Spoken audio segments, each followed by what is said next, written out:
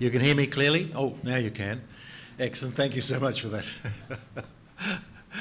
Well, it's a delight to be here. Thank you so much again. I'm sure they've already thanked you for the opportunity to be here and to speak to you and share some time together. And likewise, I'm expressing that as well. A great delight to be here. And as Judy has mentioned to you, I'll be talking about Noah's flood. I'll actually be talking or showing you how Noah's flood is real in two talks, one after the other. The first one looking at landforms, and the second one looking at fossils. Both of these lines of evidence, these research, particularly in the last 30, 40 years, highlights very strongly that a global flood has occurred. And so it's led to a bit of confusion in the scientific area over the recent decades, because the evidence increasingly points to Noah's flood. And when I was a child, I was taught that Noah's flood had not occurred, even as a child, that it was a local flood, a regional flood, not a global flood.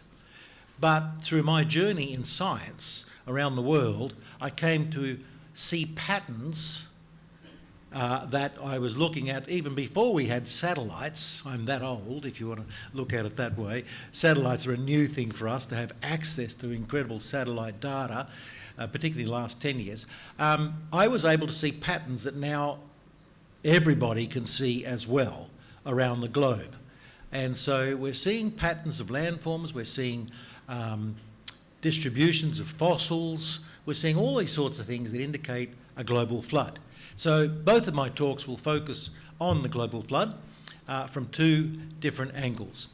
And you can see there that I'm currently a speaker for the Creation Ministries International, and that is an incredibly wonderful group. I was very blessed when they asked me to join them, because their scientists are top-range scientists, and you've met Con and so on, so those with PhDs and so on. But we also involve many other people. As you know, Julie's here. We have theologians, people who are very deep in the book of Genesis and understanding and have different backgrounds.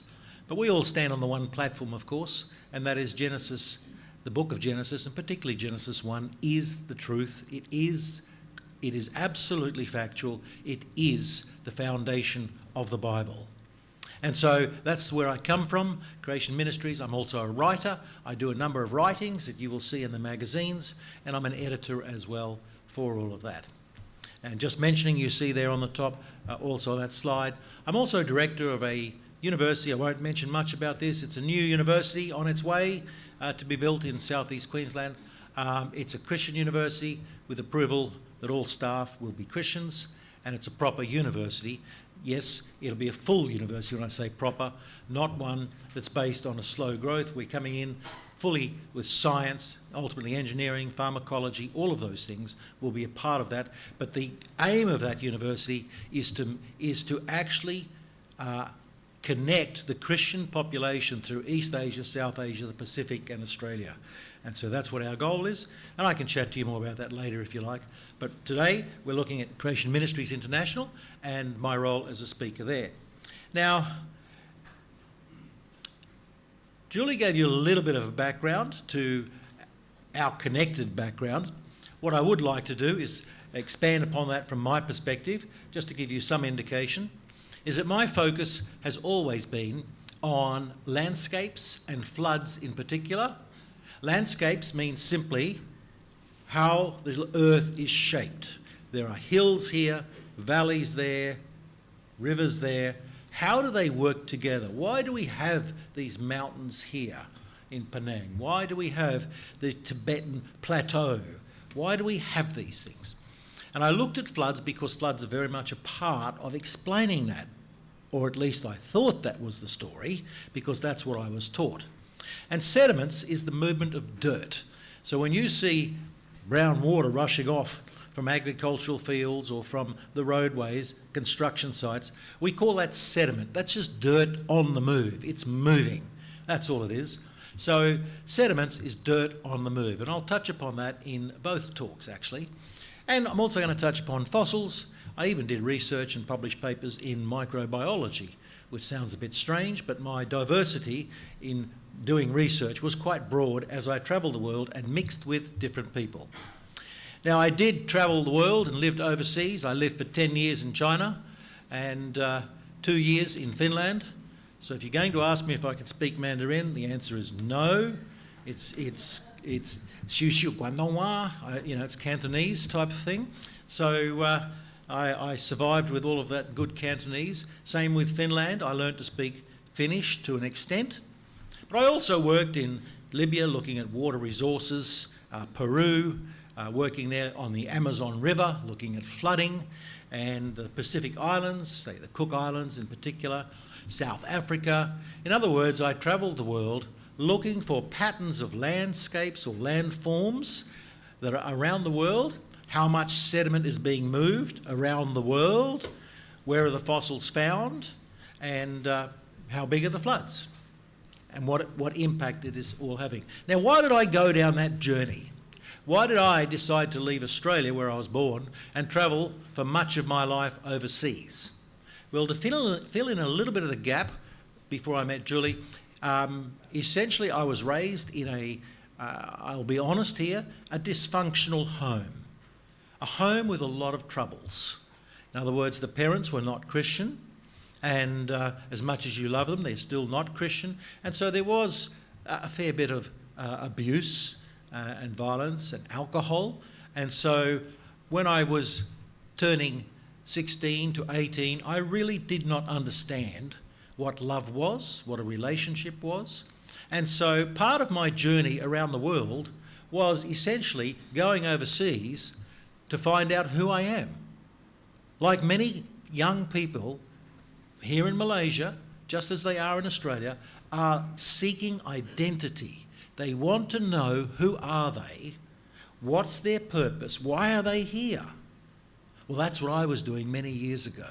And I took off overseas, almost running away, if you like, and going into remote areas and studying remote things because I wanted to be, I guess, partly alone, but partly try and find out who I am by living in other cultures.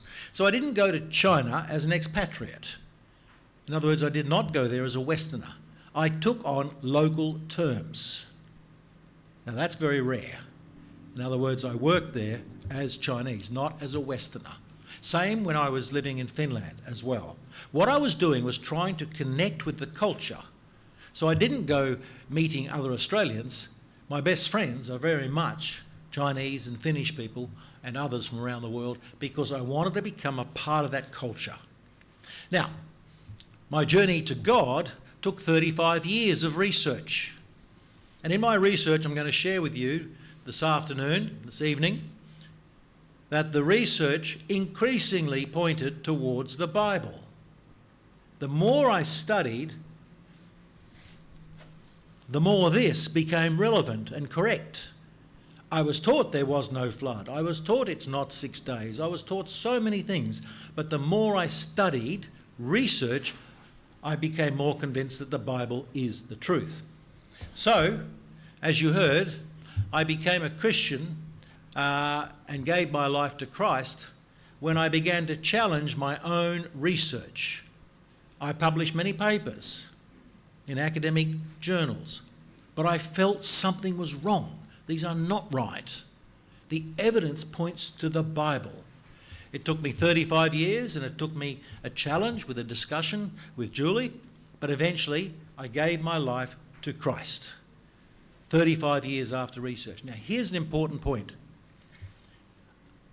I discovered the Bible through research, scientific research. Isn't that interesting? It wasn't essentially with the help of other Christians. It was my own research today points so clearly to the Bible that we need to stop arguing that science says the Bible is not true. Science is now overwhelmingly pointing towards the Bible. And so that's how we met, that's how we went through our meeting with Christ and so on. But it took me 35 years of research and challenging myself. And of course, once I challenged myself and met Christ, came into his presence, then my identity was no longer an issue. My purpose was no longer an issue. My role now was to serve Christ. And that became very clear to me. As a result, you probably heard we both left the universities and then undertook various other occupations. I worked in a Christian bookstore and a Christian youth centre for a while, a conference centre, and then ultimately I met Creation Ministries. So, a bit of background there, just to give you how long it took me and how science helped me to become a Christian. And so, the topic tonight, this evening rather, is about the floodwaters. God said, "And behold, I am bringing floodwaters on the earth."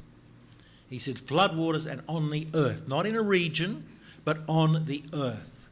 Very clear distinction there, and so on. Let's have a look at that scripture. Because I know the questions you may want to ask after this talk, so I'm going to answer some of them now, if that's okay, make you feel more comfortable. So the first question I'm going to ask is, where did the flood water come from?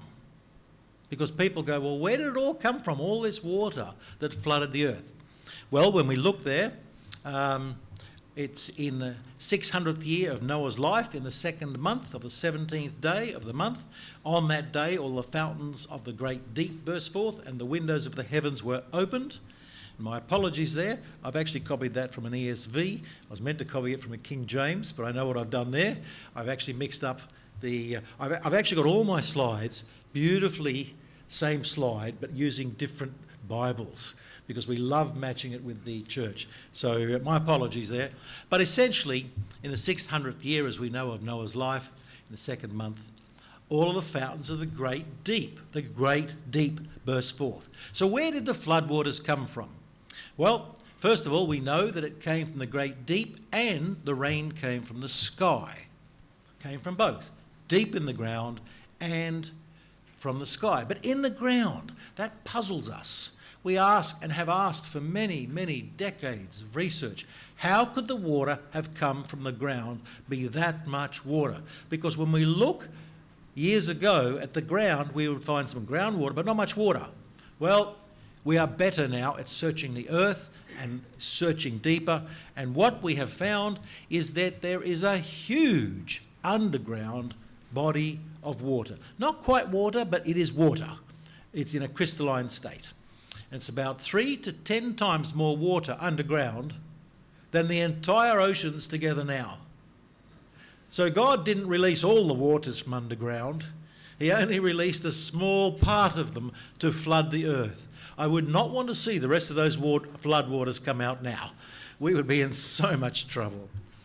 And we have noticed, particularly and measured, and I was working in Libya on this topic of this very, very deep water. We cannot get to it. It's too deep.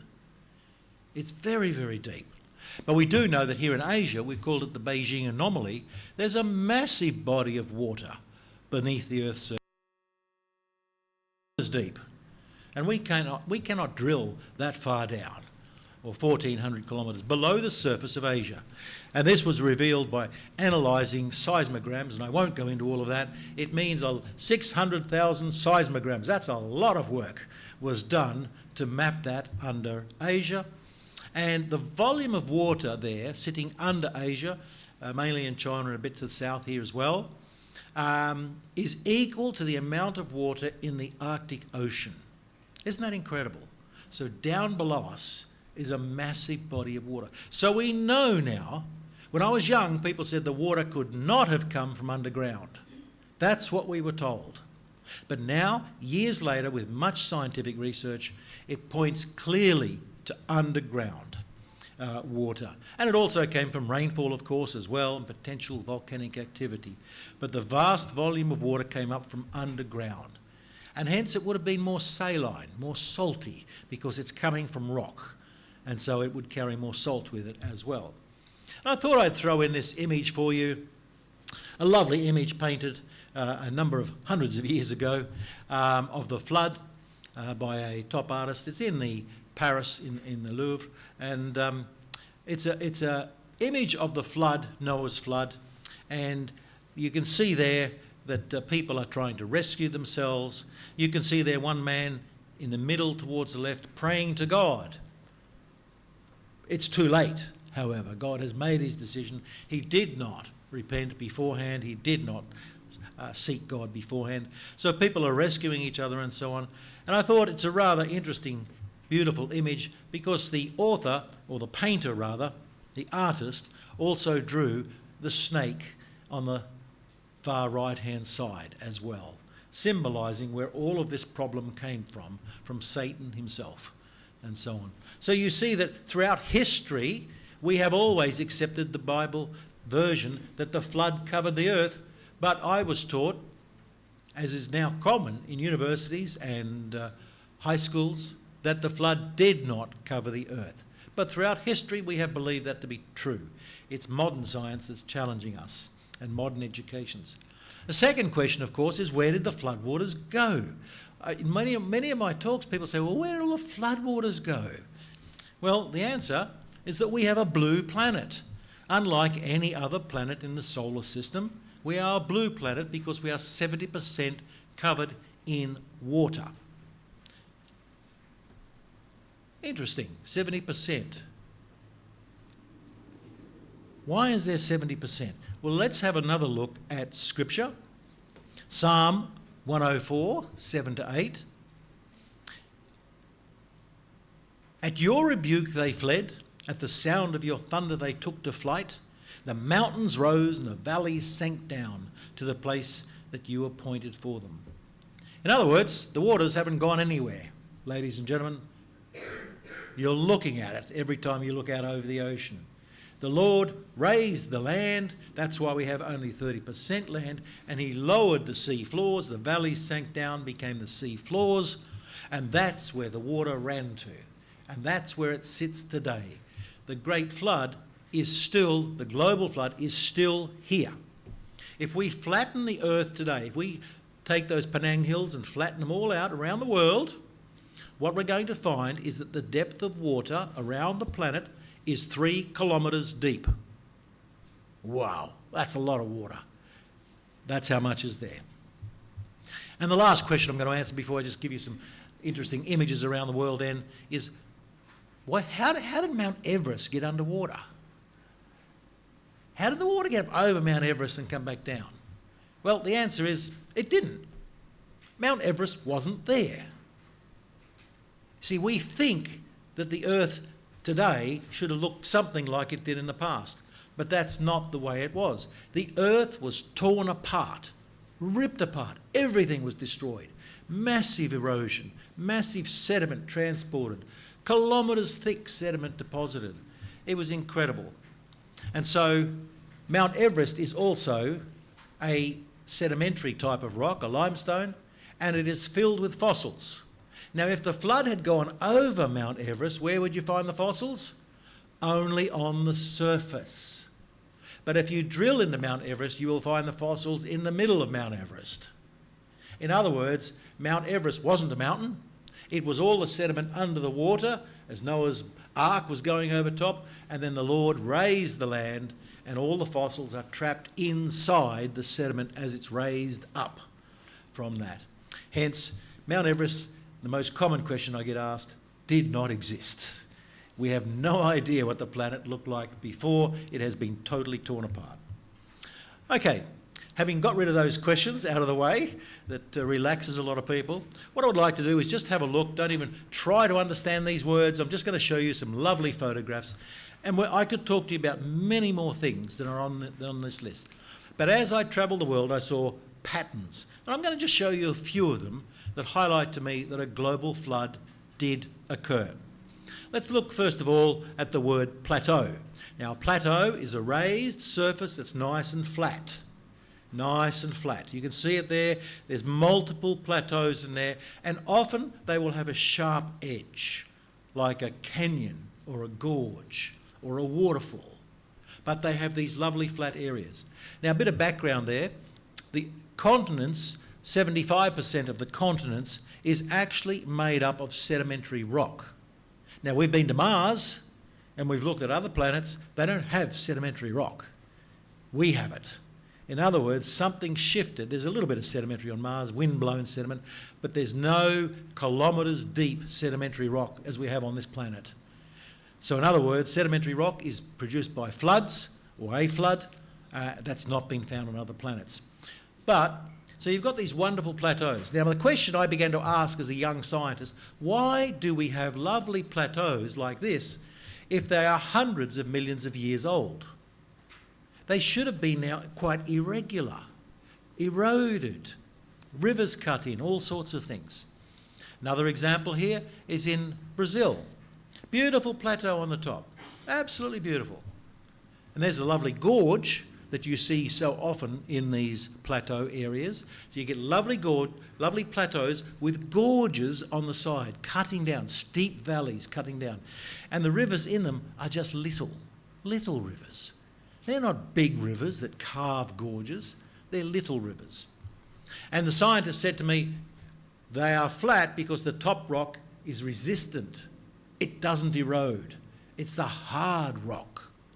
That's not true, ladies and gentlemen, because here where I did my PhD, there is a plateau. You can see it across the surface there. But the hard and soft rocks do not go like this, hard and soft on top of each other. They go like this. Hard and soft go up and down. So you still see there soft rocks standing out in the open area, not yet weathered or eroded away. How can that be after 300 million years, as they say in this case? They would have collapsed away. So plateaus are common in Africa, for example. Plateaus are 60% of Africa is plateaus. Yet with all that rain in the middle, how come we've still got plateaus if it's been hundreds of millions of years? They should have been destroyed over a long period of time. Let's look closely at the plateaus. We see what we call sedimentary layers or sedimentary beds. They are made up of layers, layers after layer after layer, and you can see it there, and I've highlighted it, one layer on top of another layer on top of another layer, and they go up. But there's one problem with this. Wherever we go, whenever we build a road crossing, sometimes they'll tilt a little bit, but they're still one on top of the other. Sometimes they might be curved, but there's still one on top of the other, which is unusual, but it's not. Most of the time, they are basically linear, flat with each other. You look at a road crossing, even driving here from mainland Malaysia, we drove past a number of cuttings, and my wife and I can no longer drive around this country or any country going, how beautiful. We go, wow, look what God did here. He lifted that up, he tore that apart. We analyse it as scientists, not enjoying it like you do. And so maybe at the end of my talk, you will no longer go to great places and say, oh, isn't that beautiful? You will go, oh, look what the Lord did here when the flood came through. So I may have changed your view today. The problem is, whenever sediment goes out, you see it from a construction site, it gets washed out, it's brown water.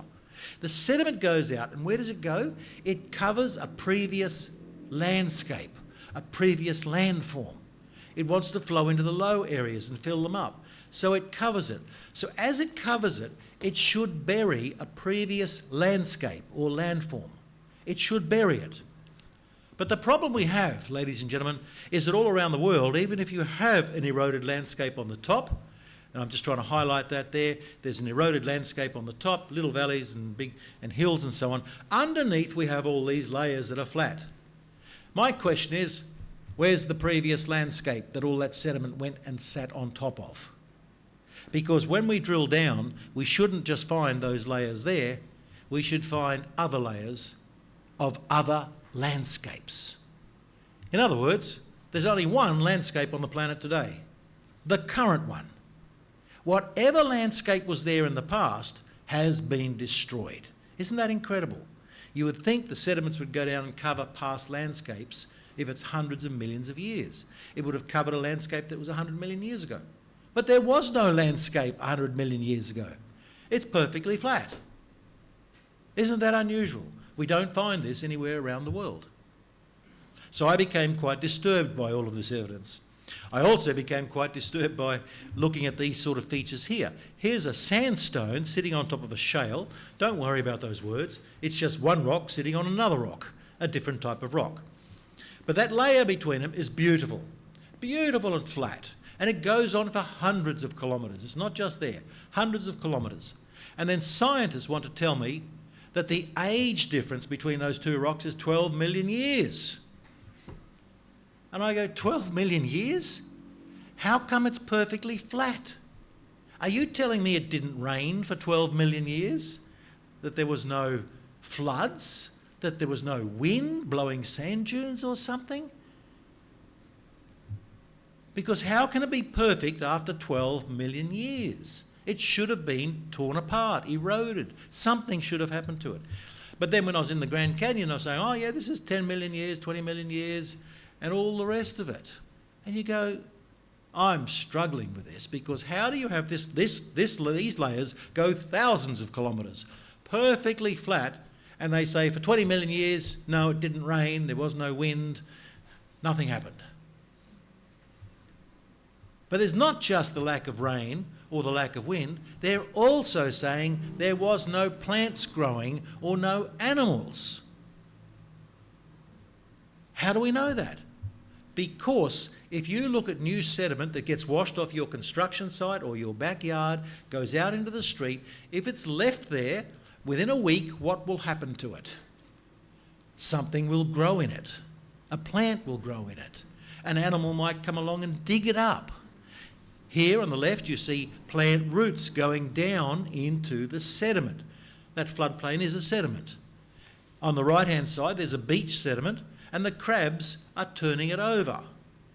Now, we know that within hours of new sediment being put down anywhere, within hours it will be disturbed by plants or animals or us as people. So here's the question then.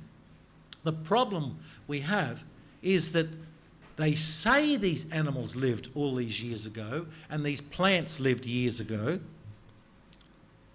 but we see no disturbance to the sedimentary layers over all of those hundreds of millions of years. So in other words, what they were saying to me is it not only is it 20 million years when it didn't rain and there was no wind and there was no floods, they were also saying to me there were no animals, there were no plants, because the plants and animals would have disturbed the soil, because the sediment becomes the soil. There's no evidence of it over all of that time period. It's a big word, bioturbation, don't worry about it. It just means biologically stirs it up. And we don't see it in the rock faces. Just another feature we see, an interesting one, here is boulder fields on top of the plateaus. So we have these boulders here, lovely, rounded, and they look slightly marked as though they've been rolling along. Where would we normally see such a rock like that? Any ideas? You could see them on a beach, but they're more commonly found. They sometimes are on beaches, yes? Riverbeds. Here in northwest Wyoming, on top of the plateau, is over 1 billion of these rocks. 1 billion. Go to South Africa, you'll see the same, 1 billion sitting on top. How is that possible? Because to roll that rock requires fast flowing water, very fast, and a lot of energy. But that energy should have destroyed the plateau at the same time. So I'm painting a picture for you that much of the world, not here in Penang, but much of the world is made up of plateaus with sedimentary layers, steep gorges on the side. Those sedimentary layers show no evidence of biological activity or erosion or wind or rain. And on top of the plateaus, we find these incredible boulder fields. It's just, as a scientist, I became so worried about all of this. It's not pointing to slow processes. It's all pointing to a catastrophic event. We also finally have these polystrate fossils, forget the word. It's simply a tree trunk that is in the rock. A tree trunk in the rock. Now, that tree trunk, by the way, has no roots. It has no branches, no leaves. It's just the trunk. Now, if you think there's one, no, where we live in southeast Queensland, there are millions of them buried underground between north and south of us. Millions. But they don't have roots, they don't have leaves, they don't have branches, it's just the trunk. Well, this caused a lot of problems because, first of all, how does a trunk stand there as the sediment is put down and apparently over hundreds of thousands of years become rock? Surely the tree should have rotted away, should have decayed, should be gone, but it's not. You could say that the rock at the top of that lady's head is about 1 million years younger than the rock at her feet. How would that tree have stood there for 1 million years waiting to be covered in sediment? Not possible. And even the secular scientists say it's not possible. We don't know how. Well, Mount St Helens solved that problem for us. When Mount St Helens blew up in the 1980s, it smashed the forest. The trees were snapped off at the ground, no roots, the tops were burnt off, and these trunks, millions of trunks, were washed down into a lake. And they were all floating on the lake. And we're all going, wow, millions of logs floating on a lake. But guess what happened? The most amazing thing of all. They didn't sink to the bottom like they were lying. They're lying there. They didn't do this.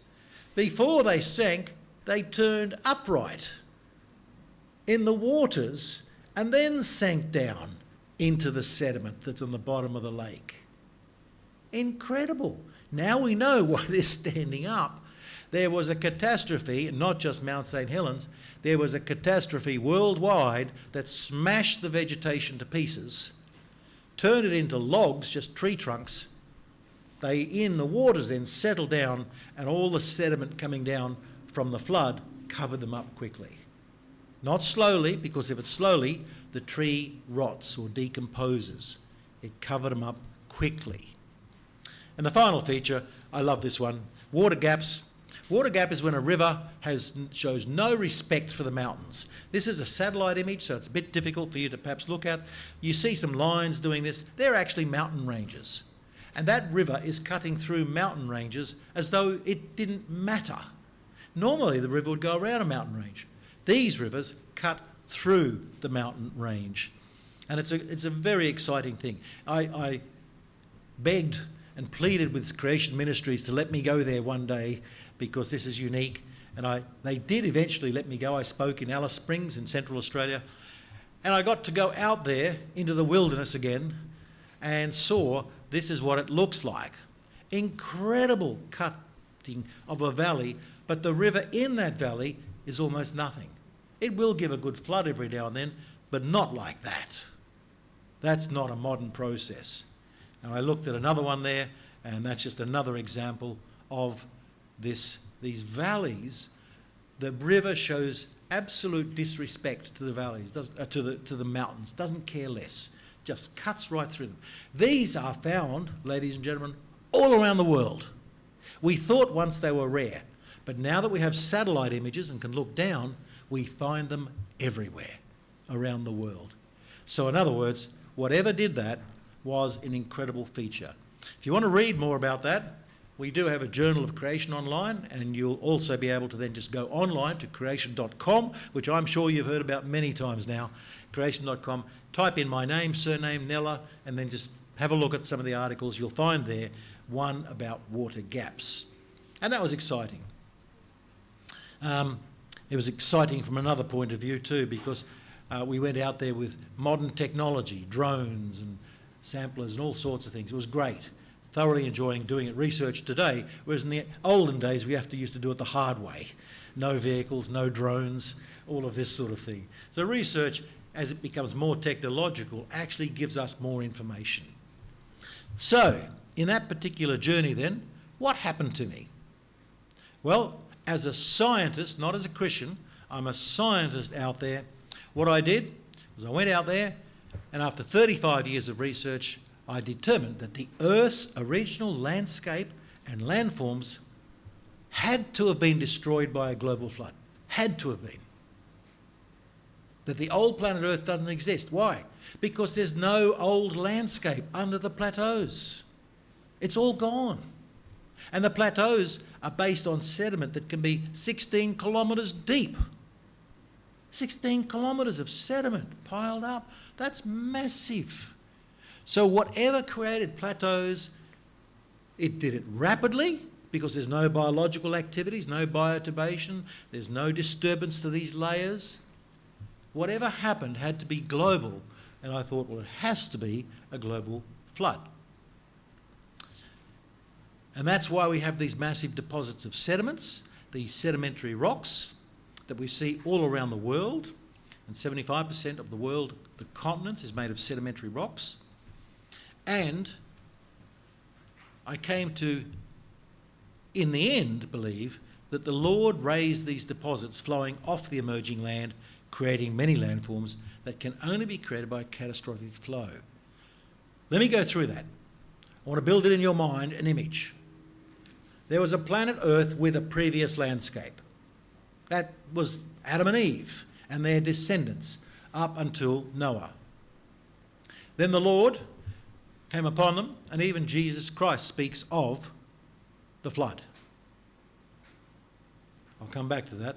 But the point is, the flood occurred, tore the entire landscape apart, and laid sedimentary beds under the deep waters of the ocean, which we know are at least 3 kilometres deep at the time, laid down all these sediments while Noah was having a good time floating around on top. Then the Lord raised the land, but only 30% of it, because all the flood waters are still there, and he lowered the seafloor and all the water fell in there. But as he raised the sediments, the layers then have no evidence of erosion or wind or flooding or biological activity. They're just lovely, lovely layers going like that. But as the waters then flowed off the plateaus, what they did was they shifted the boulders around and all the rest of it, because this is turbulent flow, incredibly violent flow, but it's still leaving a flat, and as it goes off the landscape, it's now pouring off, creating gorges and those water gaps. That water gap is the pathway where the floodwaters were coming off the landscape as the landscape was rising. That's why the mountains don't matter. The rivers don't care about them. They just cut through them like that. And so then we have Jesus speaking of the flood. And I'd sort of become aware of this. And here's a great scripture here from Matthew 24, 37 to 39, and where Jesus is comparing, as it was in the days of Noah, so it will be in the coming of the Son of Man. For in those days before the flood, people were eating and drinking, marrying and giving in marriage, up to the day Noah entered the ark, and they knew nothing about what would happen until the flood came and took them all away. That is how it will be at the coming of the Son of Man. It's interesting that Jesus used the flood to talk about the future. In other words, did Jesus accept that the global flood was true? Absolutely. He accepted it was the absolute truth. Just as he accepted many other occasions, and they may have been mentioned, I think Julie mentioned some before, he also spoke about Sodom and Gomorrah. He spoke the Caesar's coin.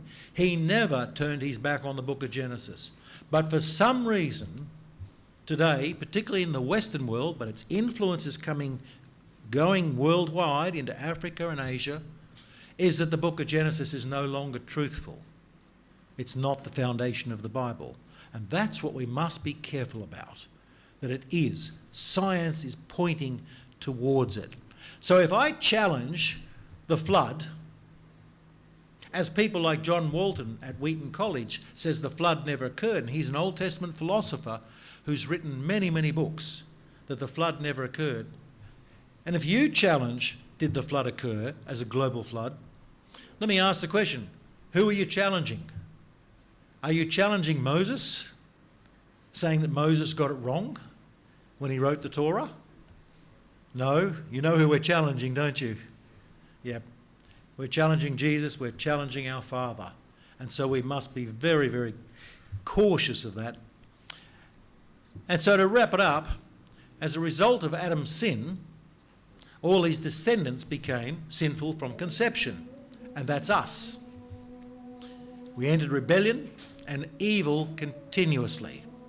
In other words, you and I are innately sinful, are we not? All of us are innately sinful. No matter which faith we're in, we are innately sinful. That is our problem. But Noah found favour in the eyes of the Lord. And that's a great message for us. Because just as he found favour, in the same way, God impartially judges those who reject him. He is the judge. He's not only creator, he's judge, he's the lawgiver, the judge, as well as saviour. Those who reject him will be judged. But he is faithful to save those who have faith. And that's the good news, that whilst we talk about the flood and the loss of so many people and so much damage to this planet, the good news is that our Lord is faithful to all of us who have faith in him as well. Amen to that one. So you know that we are prepared to give answers. That's what we hope we give you, is answers to make you strong and you powerful when you talk to other people. Not to be afraid, not to hide from the book of Genesis. When somebody says to you, did the global flood occur? We don't want you going, I'm not sure whether it was global or regional. No, you will say it's global, and you will say because science points to it global. And if they say, well, no scientist would point to it global, you say, well, I've got one name to give you. His name is Ron Neller, and so on. And you give them my name and other names, and you give them the creation.com website, and they will find hundreds. Actually, there's many thousands of articles written on Noah's flood and the global flood. So that's all good. You know we're on Facebook and everything else. I won't take my time on that. And you know about InfoBites. That is a great way of connecting with people. Let me go back to Creation Ministries. We link and feed. That's what we do. Link and feed. What am I doing here? I'm linking to you to feed you. If you have the InfoBites, what can you do with other people? You can link with them and feed them, because they're written for the community, not for scientists. They're for you to use with other people. That's why I love them so much. I'll be honest, do I read every InfoBite? No.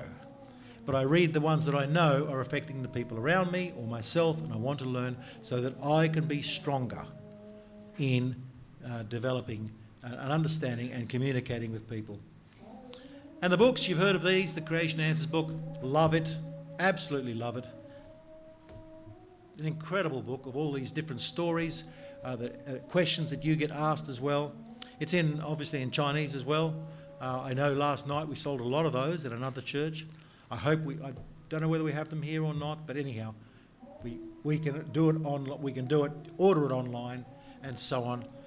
This is our number one book around the world because it helps you link to other people. That's what it's designed as, a link and feed. But if you want to know a little bit more about the flood, there's the Genesis Flood by Taz Walker. It's a simple booklet, a good little summary there, a wonderful summary in fact. Taz and I work together in Brisbane, and we love doing all this work on the flood. And on that point, I am going to stop. Now, I don't know what you've done the rest of the day.